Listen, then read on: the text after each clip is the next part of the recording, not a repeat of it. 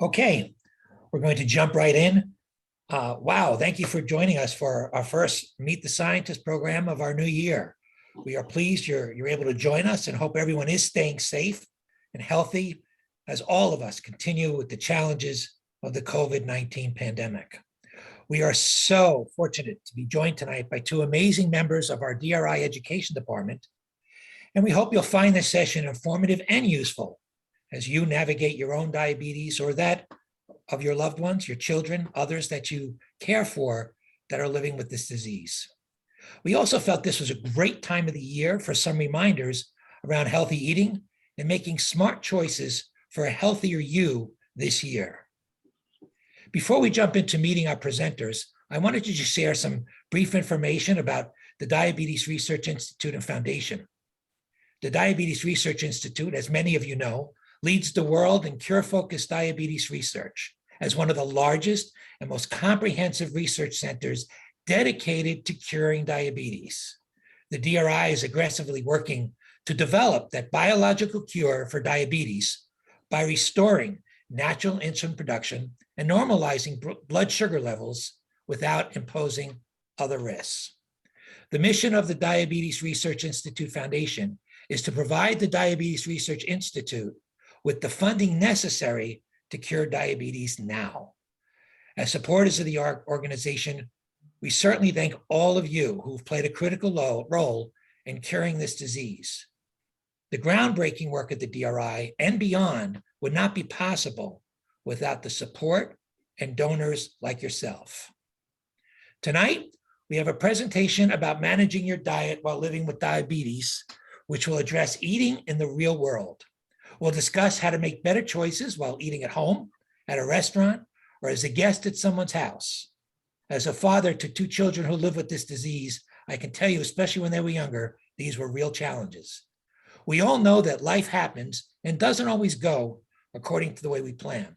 So our panelists will share some tips and tricks for navigating these different and sometimes difficult situations. We'll also address some of the questions that came from you all, and we'll do our best to open up to questions submitted during the session in the chat box at the end. Just as a reminder, this session will be recorded and we'll be releasing it at a later date and also supplying it to you in case you want to share with anyone who could not join us tonight. Well, now for the real reason why you're here, which is not me. We are so pleased and honored to have Aleida Saenz and Maddison Saalinger with us tonight. Aleida is the Director of Patient Education at the Diabetes Research Institute. An experienced advanced practice nurse, Aleida specializes in diabetes management and education, adept in academic, clinical care, medical device, pharmaceutical, and clinical research areas. She is well-versed in the latest technology and evidence-based practices. Aleida works with patients with type 1 and type 2 diabetes in both the English and Spanish-speaking world. The goal always, improving diabetes outcomes. Maddison Saalinger is a registered and licensed dietitian at the Diabetes Research Institute. They're at the Miami Miller School of Medicine, and she has earned her Bachelor of Science at UM and continued her education in clinical nutrition and dietetics with a master's degree from New York University. It is my pleasure and honor to welcome both Aleida and Maddison to you all. Ladies, the floor is yours. Let's do this. Welcome, everyone. Welcome. So thank you all for joining us. We're going to get started with our presentation for tonight. And as the title says, managing your diet in the real world, right? A healthier you in 2022 by Aleida and by myself. So let's get started. So Aleida, you can introduce us. Okay, so tonight we will cover how to create a balanced diet, how to organize your meals with your grocery shopping and meal planning, how to do better choices when eating out, and how to incorporate good and bad foods, but we'll talk a little bit about what I think about that term later. Okay. So what is a balanced diet? And I always say there really are no magic foods. There's a lot of information out there in social media and just folklore in general about magic foods. But having diabetes doesn't change the fact that you really do need a balanced diet. So if you can think back to your class, back in your science class when we were all growing up, we learned about balancing our diet, about eating healthy, about having carbohydrates and fats and proteins. And when you look at how to balance a diet, one of the easiest ways to do it is to picture a plate. And on your plate, you would like to have some room for some vegetables, some whole grains, which are carbohydrates, and fruit. You could have dairy products and some healthy proteins. So when you're talking about vegetables, we're actually say eat more of the vegetables that don't have starches. So things like broccoli and green beans and eggplant and tomatoes and carrots and many more. And you have ways to look some of these things up and eat the ones you like, because there's no point in eating things that you don't like that don't agree with you. But keep in mind that potatoes, French fries, corns, and peas are not considered vegetables because they are starchy vegetables. So we count those as carbohydrates in your diet. Fruit, you can eat fruit, and fruit is a carbohydrate, and different portions of fruit have different amounts of carbohydrate. But fruit is full of vitamin C, and it gives you energy, and it's great to be part of a healthy diet. Protein, we think of things like fish and beef and pork and poultry. And it's important to eat a variety.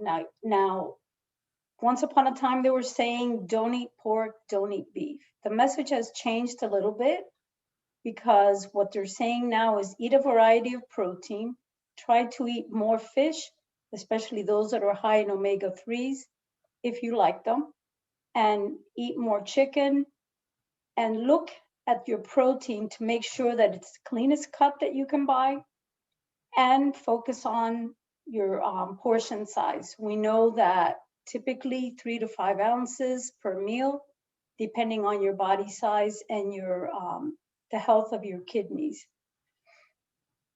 Okay, water, it's important to drink plenty of water because we use water all day long for our metabolic processes, and water helps you to stay well hydrated. It helps you to feel a little bit fuller. Sometimes when you're sitting around and you're bored and you think you're hungry, you're actually thirsty. Drink a glass of water, and that might help. And then your healthy oils, when we talk about fats, there's healthy oils that are like olive oil and canola oil, and we can add those to our salad and eat them. Those type of oils actually help to lower the bad cholesterol called LDL and to lower triglycerides. So they may improve cardiovascular health. So when you make your choices, try to keep in mind that within each group, there's going to be something that you like, and your plate should be colorful. It should be beautiful. It should be so inviting that you want to dive in. So having said that, I know Maddison has some beautiful, colorful slides that you will really enjoy. Thank you, Aleida. So applying this balanced plate, Aleida touched on what are some key food groups, which in general is just part of healthy eating, right? We want to include all of these food groups into our diet. That's, a way to add some vitamins and minerals and just these type of good nutrients, like for our body. So we're going to dive in, and how can you make a balanced diet every day? What are some key things to focus on? And one thing that I like is going back to that plate method, or that plate that Aleida was talking to about earlier, and thinking more of food also in types of food groups, right? One of my favorite, or one of the things I always encourage my patients, like, look at the plate and think of these 3 main food groups. You have your non-starchy vegetables, your proteins, your carbohydrates, and of course your healthy fats. And how can you incorporate all these things into your meals, right? That's going to be a balanced plate.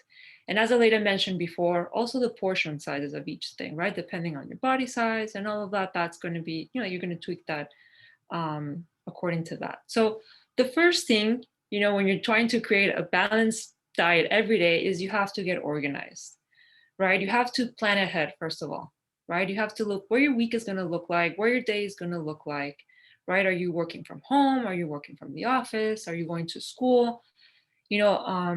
Do I need to bring something with me? Am I going to have time to eat? A lot of times I think, okay, what is my day going to look like tomorrow? Do I have a meeting? Can I have a snack? Do I have to take breakfast on the go? Can I have time breakfast I have at home? So you have to plan of those things, because if you just let things just happen, many times it's not going to happen. You're just eating, sometimes we say in quotes, whatever, right? So the first thing is planning ahead. 2, it's create a simple menu, right? Part of the planning is create your grocery list, maybe create a tentative menu for the week, some things that you can already keep in mind, when you get home, a couple of ideas for dinner, a couple of ideas for lunch, a couple of ideas for breakfast. Even if it's pretty simple, it might change. Have an idea more or less what your week is going to look like. And at the same time, allow yourself to order out a few times, or maybe eating out a few times a week. That is part of a balanced diet. So plan your menu for the week, and then plan also the days that you want to buy in something or you want to eat out somewhere. That is part of the plan, part of the balanced diet. Another thing is having meals already prepared to go, or like prep meals at home. We all know when we get home, right, or we open the fridge and there's nothing to eat, we end up going to maybe not so good types of foods, right? Maybe it's something like snacks, or maybe we end up ordering something, or maybe just going to a fast food place. So have some things that are prepared, right? That you open up, you're like, you know what, I can make myself a sandwich, I can make myself a salad, I can make myself a bowl. And I'll talk about some other ideas, but have some prep foods at home, whether it's snacks, whether it's meals, have something there. Also look for ideas. Part of the organizing, and I get this from a lot of the patients is, I don't know what to do. Like it's already boring. I don't know what things to make. So don't be afraid to look for recipe blogs. Like go online, use also your search engine, maybe look for some books. One of my favorite things is when I'm out of ideas and I just have random things at home, like I go, let's say, to Google and I'll give you an example, something like chicken and brown rice and mushrooms and onions, let's just say. And then I finish up with the recipe. And you'd be surprised how many things come up, like online, just tons of recipes. So use kind of like methods like that to get yourself some ideas. It might not be exactly what you find online, or exactly what's in the recipe book, like maybe you're missing some condiments or some other things, but at least it'll get you thinking of ways that you can mix and match some of these foods, and you just doesn't just stay there. So look for ideas whenever possible. And then I think this is probably one of the most important things, make it a priority. A lot of the times I get like, well, I'll just eat whatever. And it shouldn't be that way, right? Part of planning is, like it's your priority to have some balanced meals throughout the week. So it takes some work, definitely. I think it's part of, you have to start making it a habit, right? That Monday's coming around. Okay, is it time to do groceries? Is it time to plan ahead? What is it going to look like? And the more you do it, the more it's going to come to you more natural. So make it a habit, make it a priority, and don't just eat whatever. So first thing is organizing your meals. The other thing, like I said, is have things that are prepped at home. So meal prepping. What does that mean? A lot of times we go online and we just see all these little Tupperwares and all these same meals, and it looks a little boring, but it doesn't have to be so specific like that. I think the key with meal prepping is think of 1 or 2 meals that you don't mind repeating throughout the week, right? Maybe some basic stuff that you're like, I can have this for lunch and for dinner, or maybe just for lunch for 2 or 3 days in a row. If you're okay with that. Choose items that are versatile. So for example, and I have a picture here of a couple of things that I like to meal prep. For example, in this case, it's something like a lean pork, some roasted veggies, and some quinoa. And when I look at the pork, either I can make a bowl with it, maybe I can make some tacos with it, maybe I can make a sandwich with it. So I can use it in many different ways, so it doesn't have to be so repetitive and boring. So think of something, maybe it's chicken, maybe it's fish, maybe it's tofu, maybe it's lentils, whatever type of protein that you like. Some vegetables, right? Going back to our plate. So some roasted vegetables, Maybe you have some spinach, maybe you have some arugula. So something that you can combine with, same thing. Maybe you slice some roasted peppers to your sandwich or to your bowl or to your tacos. So you can use it that way. And then your quinoa, in this case, I use, right? Same thing, you can make it into a bowl. Maybe you add it to like a chicken soup, right? But you can use it in many different ways. And at the same time, you may have some extra things. So let's say it's not in the picture, but like I said, maybe you want to make a salad and you add a little bit of goat cheese, and then you add a little bit of spinach, and then you add a little bit of the pork. So think of ways that you can mix and match some of these items, but have some main 3 or 1 to 2 main groups of foods. Choose 1 or 2 days of the week to prep. And I think that this can sometimes be the most challenging, but really pick, maybe it's an easy day of the week, maybe it's a Sunday, maybe it's a Saturday, maybe it's a Wednesday, and really kind of like commit to cooking maybe a big batch, right, of something that you can have throughout the week. So, which leads to my next point, which is making your big batches, right? Maybe you pick a big batch of quinoa, brown rice, roasted veggies, fish, tofu, whatever it is that you like, and make it a habit, right? So like I said, the more you start doing it, the more you start to tune in with that, and you start to make it a priority. So 1 week it's like, this is challenging, but then the following you're like, okay, well, I did this last week, wasn't so bad. And then the following you're like, okay, I can do it again. And then that becomes just your norm. So it becomes your habit of having some home cooked meals, some prep meals, some healthy meals. Make it easy for you. So part of the meal prepping is have stuff where you can, for example, having something like containers, having something like measuring cups, something like food scales, maybe like Ziploc bags, maybe even buying like single individual like packet type of, maybe it's snacks, or maybe it's, like I know that some things already come in like individual packages that can make it easy for you. Have a lunchbox so you can transport. A lot of times, don't be afraid to have your lunchbox. You can pack it all there and you can take it with you if you're taking to work or to lunch. And remember, a lot of these tools are great for carb counting. Using your measuring cups, using your food scale. So you're almost kind of like killing 2 birds with 1 stone, right? You're kind of like using your measuring cup, you know exactly how many carbs are in there. You're using your food scale, or you're using Ziploc bags, and you can really keep it a little bit more organized with that. So it actually would be, like you're using it for two important things. So use some tools to get yourself organized with that stuff. Now, what about eating out, right? Can eating out be part of your diet? And that is absolutely, yes, you should be eating. You can be eating out and you can order in. I mean, that is part of breaking the routine. I mean, if we're cooking stuff at home, definitely it's going to get boring and we have to cut that routine now and then, right? So I would say for sure, eat out, order in, and also it's an experience, right? Who doesn't like to eat something that someone else made, right? Always tastes a lot better. So make an experience either by yourself, with your friends, with your family. So definitely eat out. And these are some tips when you're eating out that I like to use. So going back to that plate that we talked about at the beginning, think of those three main food groups: proteins, starches, and veggies, right? So for example, you're going to buy a sub somewhere, maybe it's a Subway, or maybe it's a Publix, or your local sub place, right? Maybe you order a whole wheat bread, right? And you have your grain.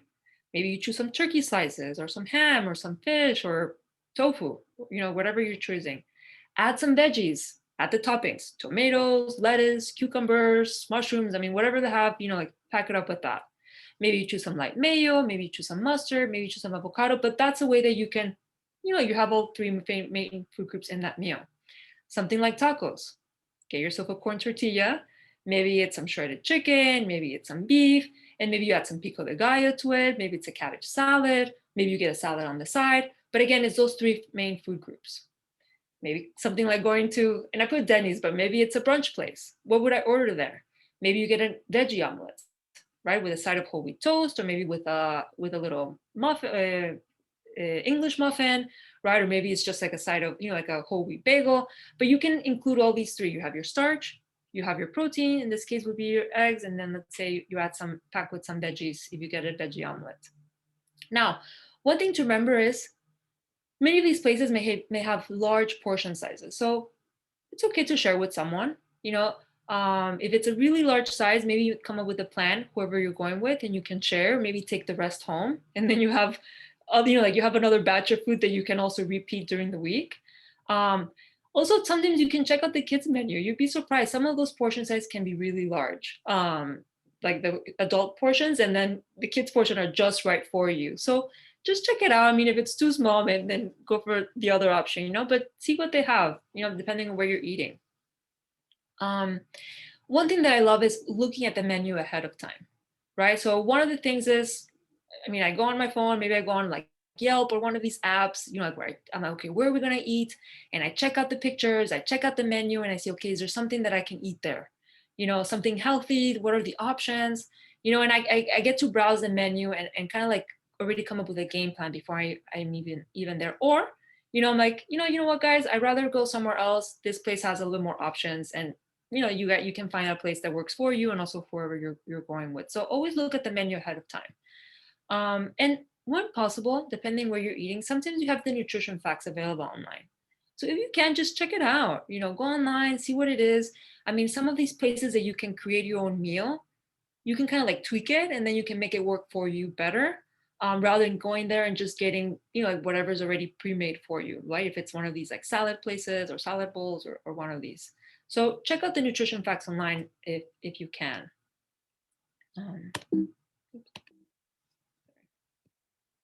Now, what about fast foods, right? So fast foods is those things that really, I would tell you, I mean, I know we like our fast foods, but I would really encourage you to do it really a now and then type of food. The reason why I say this is because, well, one, the first thing, try not to don't make it a habit, make it more of an experience. I think a lot of times we don't have enough time to eat. So, like just out of habit, we leave work or we leave school, and then the first thing we just go and get some fast food. So try to keep it for now and then, the reason why I say this is because a lot of these foods tend to be pretty highly processed, like they have tons of salt, they usually have some refined carbohydrates, maybe have a lot of saturated fats, and I think more than anything, they have more than salt than anything, so I would say just with caution, like you can still enjoy these foods definitely, but it's not something that you're having every day, right? Keep it as an experience, just like the other one. Same thing, if they have some nutrition labels online, check them out, see what it has. And when you look at it, you might be surprised and maybe choose something else. Sometimes you're surprised by the options. You're like, wow, I didn't know that this was a little bit better than this other option. I just mentioned a couple of places, something like Chipotle, like McDonald's, Burger King, Five Guys, Shake Shack, Domino's. What can we do in those situations, right? And same thing, going back to that plate method, right? Chipotle, right? Instead of getting something like a burrito bowl, I would say maybe get something like the lifestyle bowl, right? It's going to be predominantly a salad, but they still add, like your beans, some rice, you can add a little bit more veggie toppings. So that would be an alternative. Let's say something like Five Guys, right? And I went before and I looked at the menu and I was surprised to see that the little hamburger was, was just right versus the regular hamburger, right? So I would say maybe try something like a little hamburger and then just pack it up with some toppings. I know they have some grilled mushrooms, some grilled onions, some peppers, some lettuce, some tomatoes. So that's where you're adding some extra veggies there, right? If you're going to get something like fries, remember that. Maybe get something small. Maybe you share it with someone, right? If that's something that you really want. Or you skip on that and you just stick to the burger. Something like pizza, like something like Domino's, right? I know that they have some options. I know the first thing you see, you're like, oh, I'm not sure if I want to eat that type of pizza, but they have some pizzas with veggies. Like I found one that's called the Pacific Veggie. You get something like a thin crust, and then you pack it up with some veggies and some fiber, and it's actually going to be more filling. So try to think of those type of tips, when you're eating fast food, and see if those options would be available. If that would be my suggestion for that. One thing that we see is like, well, but I don't like vegetables. Like, because when you really, as you're looking at this, you're like, well, she's talking a lot about vegetables, and a lot of people are like, but I just don't like them. So how can we include them a little bit more? So these are important guys, right? They're filled with fiber, they're filled with vitamins, minerals, like they're low in calories, they're great for glucose management. So we want to include some vegetables to our meal. So find ways to fun ways to introduce them. Doesn't have to be so plain. I think for both kids and adults, start making them part of your meal. Like we have to make the effort to show them, even if we don't like them, but we have to introduce them at one point. So one thing that I would suggest, a lot of times we're like, okay, we're going to eat veggies. So you give yourself a big bowl of broccoli. And when you look at that big bowl, you're like, whoa, that's a lot of broccoli. So start with small portion, even if it's just one I guess I call it floret, or like even if it's one little piece, that's the one little piece you have, and you start with that, right? Like start with a small portion size. Other thing would be mix it in, and I put some pictures in the bottom. Like I said, something like an omelet. Maybe you add it to your omelet. You can add it to your sandwich. Maybe you add it to your salad, right? Something like veggie nuggets. Maybe you do something like a smoothie. We'll find little ways here and there where you can include it. Even something like snacks. One of the things I see in this third point right here is a lot of times when we have different options, right? You're between, okay, I'm gonna have a healthy snack, and you're like, okay, am I gonna have the baby carrots and hummus or the chocolate muffin? And of course, those two things are very different. And our gut is gonna wanna go for the chocolate muffin, right? So keep yourself some snacks that are of equal value, right? So let's say, for example, you're having baby carrots and hummus as an option, or maybe you're doing some yogurt and fruits. So they're very different. One is more savory, the other one is more sweet, but nutrient-wise, they're gonna be of the same, like nutrient value, I would say. So have those types of snacks at home, that you can have that or the other, but not the extreme, that way you can force yourself or start to, like introduce yourself to some of these items. And now I was just showing to have a little bit less broccoli if you have to. So here's a very nice slide that it's just nice and colorful, and all of these places are fast food choice places that I looked up to, and one of them is tacos. The one in the middle is the Denny's that has the egg white omelet with the English muffin and some bacon. Like I would choose something like that. The bottom is a Publix sub, like I said, fill up with some veggies. Maybe you get the lifestyle bowl, or maybe you do something like the pizza. This is a Pacific. The one recent that I discovered was the ratatouille pizza, which is filled with veggies. So, like check out for items like that, that so you at least you're eating out, but you're also feeling that you're eating some healthy items. These are some ideas of snacks on the go, right? I think that all of us, right, we're living, like we have lots of things, we have a busy schedule, and time is usually one of those things that stop us from meal prepping, from eating healthy. So these are some suggestions of things that you can have at home, and all of these can come in individual packages. And I'm a fan of those little individual packets because you can just grab one and take it with you. So something like a Kind bar. Let's say you're stopping at a gas station, you're like, I'm super hungry, what should I get? You go inside, you're like, okay, what are all these options? Maybe you find something like a Kind bar, right? Maybe you find like a cup of Greek yogurt, something like a string cheese, something like a hummus cup, maybe something like popcorn, halos, the little cuties, nuts or seeds, even a little piece of dark chocolate. And yes, that can be certainly part of, like a little snack that you can include. Okay. So this one, and this is one of my favorites because I think we all love these types of foods. And, like I think as we were mentioning, and Aleida's going to talk about this too, is the bad foods. We put it on quotes because there's no such thing as bad foods. I think the purpose of this is to incorporate the good foods more. And then how can you incorporate these and really leave these for now and then, or, like have them in moderation in portion size, but certainly make them part of your diet. That's okay. So one tip that I like is choose like the fun size candies or desserts. Like, and I put the picture, there's kind of like the chocolate, like the fun size, like the Snickers and the Twigs, usually when Halloween comes around, or Valentine's Day, or all these events, there's always candy. So get the little ones, right? That's, it's a portion size. Same thing, for example, something like cookies. A lot of times the cookies come in individual wrappers, so you can get one of those like that. Other ways is mix and match.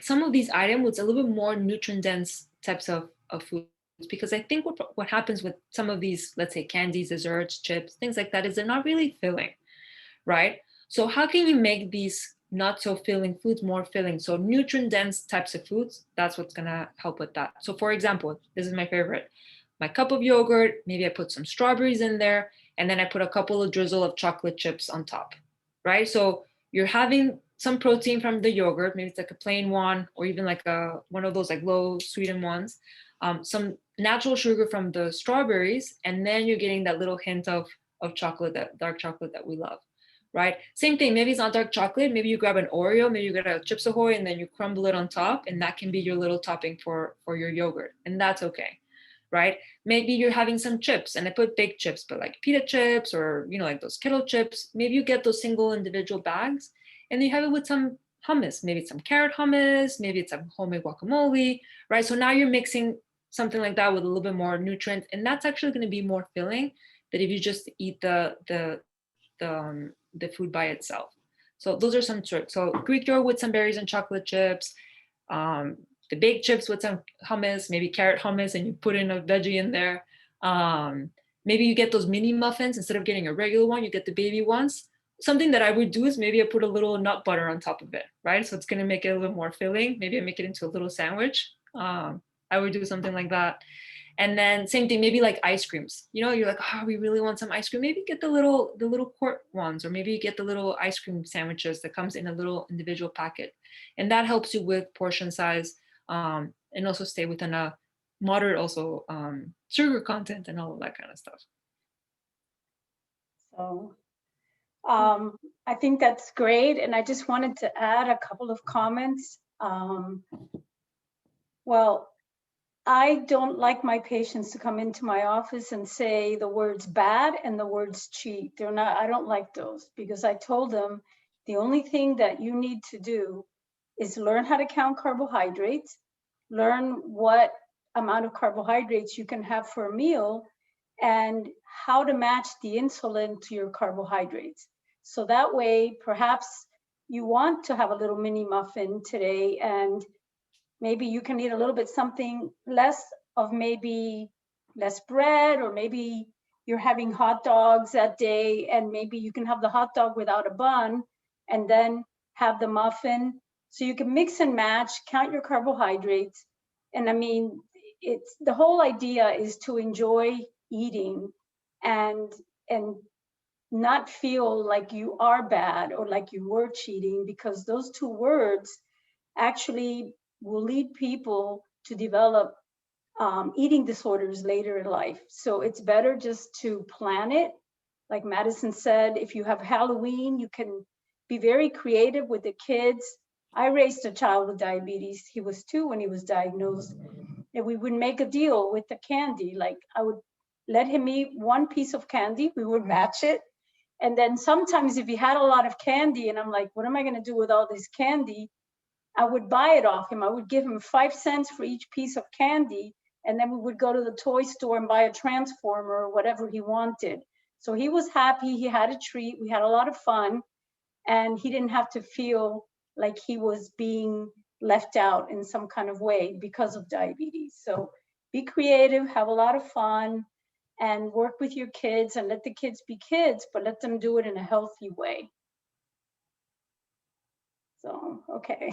Yeah.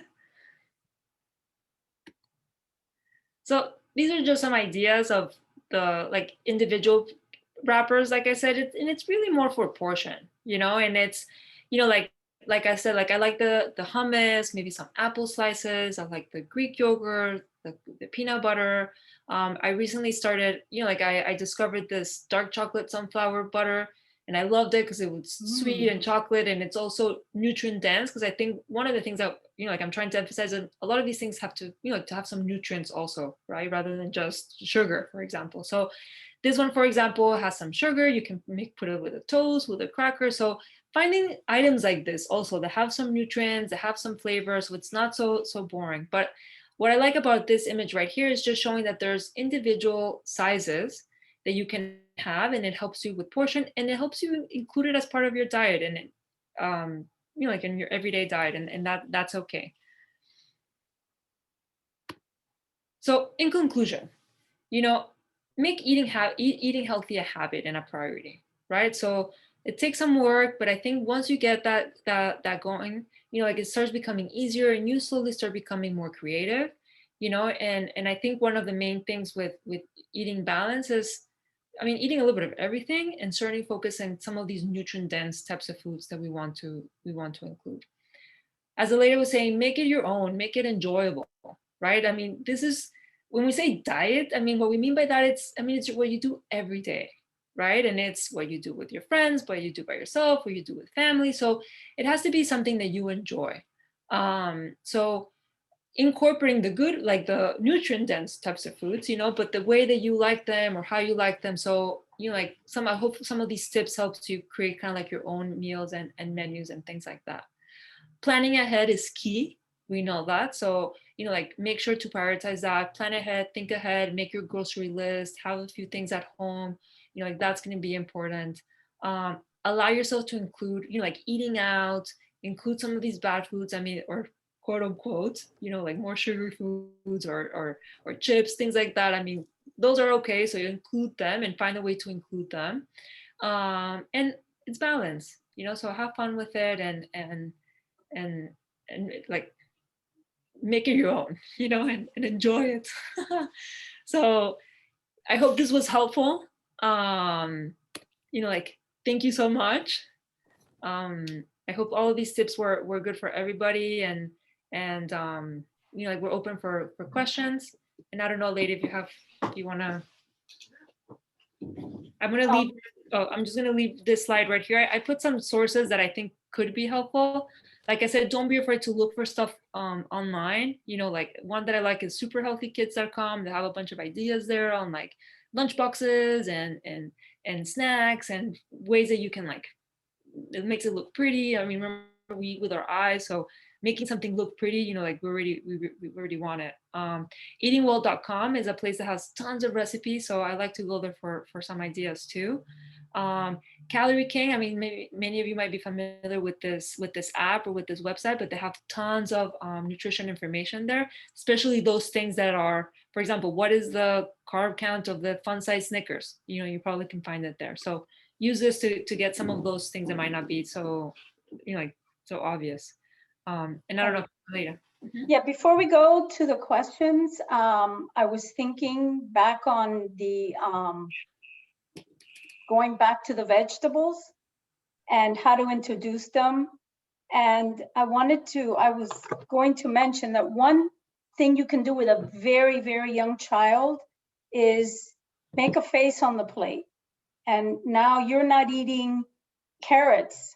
You have shredded the carrots, and now let's see what hair tastes like. Let's eat the hair on the face of this clown or whatever it is.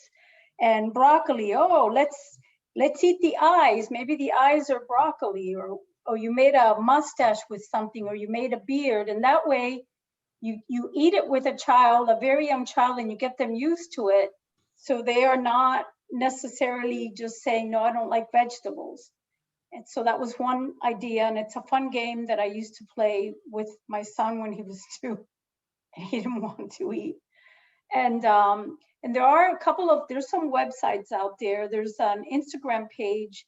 It's really for picky eaters, but it has a lot of pictures and ideas, and it's called Picture Breakfast. And you can just look it up, and it's a little boy that is a very picky eater.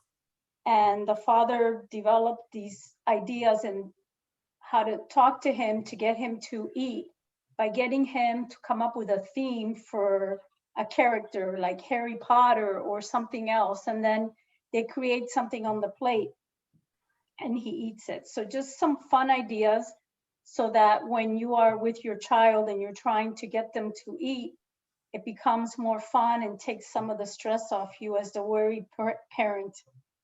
Okay, thank you. So we do have some questions, and I want to encourage people to visit our PEP Squad on our Facebook page. Go to PEP Squad, and there are a lot of people who are always asking questions there, as well as diabetesresearch.org.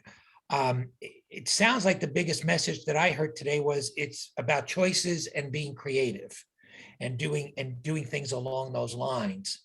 I know people who have taken Halloween candy and put it outside for the Great Pumpkin, and the Great Pumpkin would come by and leave a toy, and they do candy. Sophia was nice enough to send in on the chat that she has gone to Five Guys and she has taken the bun and added the hamburger to the salad. So these are the choices that you make. When Caitlin was a rite of passage was to walk to the deli by yourself. That meant you were old enough. And she said, I'm going with my girlfriends today to the deli. And of course we were like, So we said, make sure you buy something that, can work for you. Well, what happened was, is she came back, we said, what did you get? And I was like, oh, it's going to be like, and she said, I bought a pickle. I bought a fresh pickle. And do you know, by the time they were done, one of the mothers called, doing this after week, she said, my daughters are going to the deli and buying fresh pickles. They're not buying junk food. They're doing that. So, which leads me to, how do you, when they're exposed to all the sweets and the treats, and you don't want them to feel deprived, how do you manage the diet for your kids? Well, one thing would be how, like, if you have other children in the house, have a plan so that you manage whether sweets are something that you eat once a week, twice a week. Do you have it for dessert? So that it applies to all the kids in the house. The difference is the child with diabetes has to match the insulin to the treats. Other ideas is if you are going to a party, if you have an idea of what the food is going to be at the party, and then mix and match, swap the bun, and maybe, work out what size is the cake. If you know in advance how many carbohydrates or what is a muffin. And typically on occasions like that, the kids are running around, they're really active anyway, so they can have a little bit more sweets. And you have the sensors. Most of the kids nowadays are using sensors, or we have the monitors. You can see how they're responding to what they ate, and you can see it immediately. Plus, you have the insulin, and you can adjust it accordingly, which will be very, very helpful to make it so that they can have a good time. And again, not feel left out, but do it in a way that is healthy and is not affecting them. So, Aleida, if we could stay on that subject just for a little bit longer, let's say they're not running around. Let's say their blood sugars are being impacted by stress. What are the types of foods that are happening and should be eaten, like they're worried about a test, or you have a new job interview tomorrow? What is it that when stress plays a role on your blood sugar numbers, should you be translating that to diet? Well, I know Maddison is going to jump in with this, but one of the things is that when we're stressed, we crave sweets. So if you're very stressed and it's just a temporary situation, then if you have cut up carrots or cut up veggies, and if you feel the urge to snack on something that is not going to further raise your blood sugar, then that would be something that you can do. Non-carbohydrate foods, maybe some nuts. And if the stress is an ongoing thing for like a chronic stress, maybe there's an event in your life and this is going to be ongoing, then talk to your doctor and see, you may even need some help with the stress to see if you can get possibly either medication, or maybe increase your exercise, or even meditation. Do some meditation to help lower your stress. And I know Maddison. Yeah, and just how you said, I think when we're stressed, we tend to crave more comfort foods, right? Which typically tend to be like something like chips, something like candy. So that's not helping, because then we want to eat that, and then our blood sugar is probably going to go up more. So it's almost kind of like a cycle. So I think with those is one, identifying when you're feeling like stressed, and some of us, we can feel it, right? You're like, oh, like I want the chips or the cookies or the candy or something like that. So if you notice that, go for something that's going to be more nutrient dense. So something with protein, for example, something like a Greek yogurt, something with fiber. So if it's something like the baby carrots, or maybe you're like, I'm going to make myself just a good snack. Maybe it's a peanut butter sandwich, but let's say with some whole wheat bread. You're also adding something that has some fiber, something that has definitely something with protein, maybe something with fat, right? Something that's going to satiate you, and hopefully, calm down the cravings, like in the moment of stress. And I hope, Patricia, in our chat room, that answered your question, and we'll give you an opportunity on where you can find out for more questions when we're done. We've all heard the saying, energize at sunrise. So what do you suggest when it comes time for the breakfast to start the day? Everyone says it's the most important meal. What are some good meal tips for when you're starting your day? So I think make something filling and don't be afraid to eat something. So I think many of us we're not too hungry in the morning or we're just on the go. So you have to make something that is going back to that nutrient dense, something that's filling, maybe something has some protein, maybe a little bit of fat. So I think some of my favorite things are maybe something like eggs with a toast, and maybe some fruit. That's something filling, maybe an egg sandwich, like I love a good egg sandwich. Something like a Greek yogurt with some like rolled oats, and maybe some fruit with it. Maybe you make yourself a protein smoothie, right? If you like some like protein powder, and that's something easy that you do it on the blender, you take it to go for some of us that are on the go. Same, like maybe some protein powder, maybe some Greek yogurt, you can put some frozen fruit in it, you can put maybe some almond milk, right? And then you can make something like that on the go. Same thing, maybe something like back to like a whole wheat toast, or maybe like a brown rice, those rice cakes, you can have one of those with peanut butter if you like that, or maybe with avocado if you want something lighter.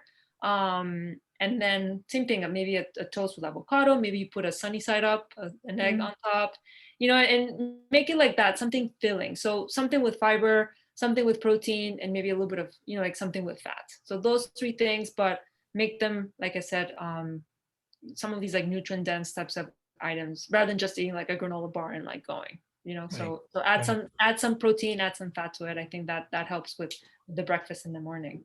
Mm-hmm. And what do you both think about full nutritional ketosis effect of managing type 1? I know I don't want to open up a whole discussion on this now because I know there are people, we could go on hours on this, but what's your mile high view on managing your diabetes with that kind of nutritional lifestyle? So one of the things is a lot of people, what I say is everybody's different. Do your homework. And for those that have never really read about what a keto diet is a diet that you consume almost no carbohydrate a day, like maybe 45, 50 grams. And to put that in perspective, 45 or 50 grams is maybe, an apple is about, depending on the size of the apple, can be anywhere from 50 to 22 grams. So to put that in perspective, it's not an easy thing to do. There's a lot of research on keto diet in type 2 diabetes and very limited research in type 1 diabetes. And one of the concerns that people have is, well, ketosis versus ketoacidosis. So when you are on a keto diet, you're eating, after the second or third day of eating very little carbs, you start breaking down fats and you produce a low level of ketosis. And then you're breaking down the fats and you're losing weight. When you have type 1 diabetes, you may have heard about ketoacidosis. And this is what happens when your body doesn't have enough insulin available, and it goes into that cycle of breaking fat down and producing ketones. In that case, it's higher levels of ketones. It's happening very fast, and it can lead to serious consequences. You can end up in ketoacidosis and progress into coma. So the difference is going to be, if you're thinking of a keto diet, talk to your doctor. You will need to adjust your insulin. You will need to be working very closely with your dietitian as well, a dietitian that is very informed on a keto diet to help guide you. You'll need to decrease your insulin gradually. And then monitor closely so that if you do have an onset of illness or something and the amount of ketones are increasing in the diet, you will be able to pick up on it and know the difference. But this is something that really should be done under medical supervision.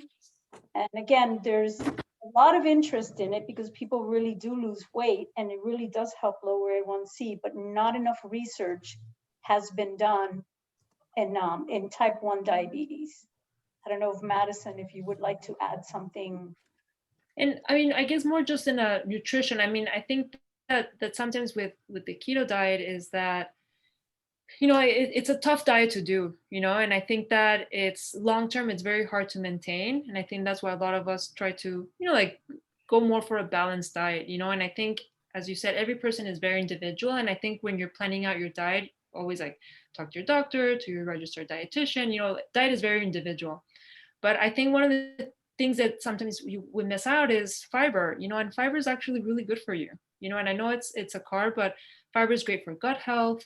It comes in your veggies and comes in your grains, and we all know that gut health is, there's so much coming out and there's still so much unknown, but it's beneficial for so many things, just in general, for health, for your GI regulation, like all that kind of stuff. So I think that we shouldn't miss out. Like, fiber is an important, and I think when you're following a really, really low carb diet, it's very hard to have some of those things. So Can you address along that lines the fat intake? When you have diabetes or pre-diabetes, you've talked about, we talk about sugars, we talk about carbs, we talk about protein, but can you tell us how important the fat intake is for people with diabetes and pre-diabetes? Yeah. So, do you want me to, or do you? It's okay. I mean, you can take it if you want. Okay, so one of the important things to know about fat, there's several things. Number one, many people are not aware that fat is so much denser than carbohydrate and protein when it comes to energy. So when you eat fats, you are actually receiving 9 calories for every gram of fat. When you eat proteins and carbohydrates, it's 4 calories per gram. So what happens sometimes, and this is a mistake I made years ago when I started working with pediatric patients, and they would get newly diagnosed, and we were so excited, we were so focused on carb counting. Well, the parents wanted to feed them something, so they made the shift and started feeding them fats. And the pediatric endo called me and said, "You're making all my patients fat, Aleida." So I'm like, what? And you have to be very careful, because calories, you have to balance it. If you eat more calories than you need for your weight and your energy level, you will gain weight. So it has to be a balance, going back to the balancing the plate. And the other thing is, there's saturated fats and then there's unsaturated fats. So the unsaturated fats are typically called the heart healthy fats, because they are things like olive oil, nuts, your omega-3 fatty acids, avocados. Those type of fats will typically lower the LDL and the triglycerides, so they improve cardiovascular health. Where the saturated fats are things like bacon and heavy cream and some very fatty cheeses. And it's not to say you never eat those things, but those are the type of fats that if you eat more than you need, will increase your LDL and will affect your cardiovascular health. So balance. And I know, Maddison, you probably can have more to add to that, because you're the expert.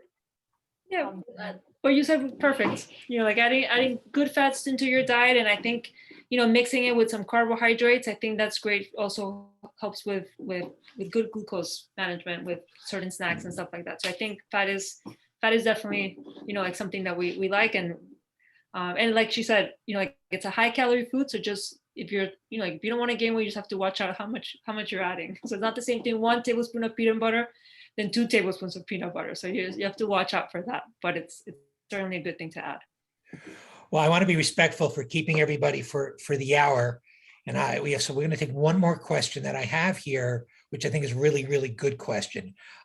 Many people have talked about the idea of having several smaller meals, maybe 5 times a day, is better than eating 3 large meals a day. Is that true? Can you address that? And then we can close after that. Yeah, I'll talk about that. There's no one diet fits all. I think that it's very individual. I think we like the 5 times a day because, one, you eat maybe smaller meals, right? So you don't, like for someone that's trying to keep a little bit more structure, it's kind of nice to have smaller meals. You have the snack, and then that way you don't overeat at any particular meal. I think that sometimes when you're skipping some meals or you're just having 1 or 2 meals a day, when that last meal comes, you want to eat everything. So I think that's the benefit of having 5 meals a day. Now, I know some people that don't like to snack. They just like their 3 meals a day, and that's perfectly fine too, So I think that depends on you. I like the 5 meals. You can do 3 meals, up to you. One thing to mention is just if you're doing 3 meals a day, now, remember, it's all going to depend also on your activity level, right? So if you're doing 3 meals a day, but you're pretty active, you're probably gonna have to do a little snack, let's say before your exercise or at some point during the day, right? If you don't have such a sedentary, like sedentary day. So I think there's no right or wrong. I think it's up to you and whatever your goal is. And some of us are more snackers, so maybe you do 5 meals a day, and if you just like your 3, that's fine with me. I don't know, Aleida, if you have. No, I think you said it perfectly, and that's just it. If you add 2 additional meals and you add all those extra calories, then you're going to be off balance. So it's better to, apply it to what works for you. So I think what you said was perfect. I think it's good. Well, Aleida, Maddison, wow, boy, talk about an hour going by fast. Thank you for the useful tips and tricks that you've taught us. We are going to be sharing a recording of this webinar. If you'd like one to share with friends or family members, you all heard from Katie Snyder, Katie, we thank you for all your hard work on putting this together. You can email her and she can get you the information that you want and or put you in touch with someone from our team if you have questions. We certainly look forward to connecting with you and sharing more about the impact of your generosity, what's happening at the DRI, and the opportunities to get you more involved with what we're trying to do for all those with diabetes. Thank you for joining us tonight, and please have a great night. Thank you, everybody. Thank you, Tom. Everyone. Thank you, Tom. Thank you, Katie.